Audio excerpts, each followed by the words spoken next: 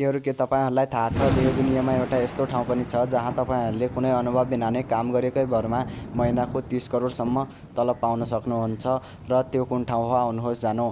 त्यो हो समुद्रको बीचमा रहेको लाइट हाउस, जहाँ तपाईहरुले काम गरेकै भरमा महिनाको 30 लाख जति तलब पाउन सक्नुहुन्छ भने त्यहाँ जानका लागि तपाईलाई हेलिकप्टरबाट लगिन्छ र त्यहाँ गएपछि तपाईहरु 3 महिनासम्म त्यहीँ बस्नुपर्ने हुन्छ। त्यो चाहिँ तपाईहरुले अगाडि नै एग्रिमेन्ट गरेर जानुपर्ने हुन्छ।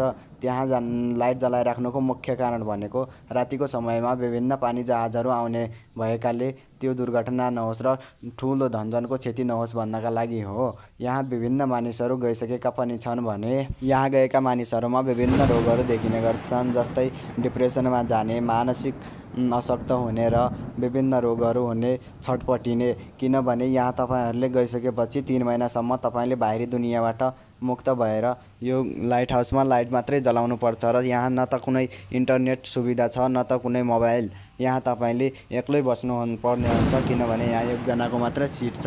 मुख्य समस्या भनेको जति बेला समुद्रको छालहरू माथि आएर लाइट हाउसलाई पुरै छोपिदिन्छन् र लाइट हाउसमा पुरा अँधेरा हुन्छ, त्यतिबेला मानिसहरूको मुटु थरथरती काम्ने गर्छ।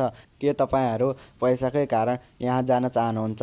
हामीलाई कमेन्टमा अवश्य पनि बताउनु होला र त्यस्तै इन्फर्मेटिभ भिडियोहरुका लागि हाम्रो च्यानललाई सब्स्क्राइब गरेर बेल आइकनलाई चाहिँ दबाउन नभुल्नु होला र यो भिडियो चाहिँ तपाईहरुको साथीहरुलाई शेयर गरिदिनु होला जो चाहिँ कहिले पनि पैसा छैन भनिराख्या।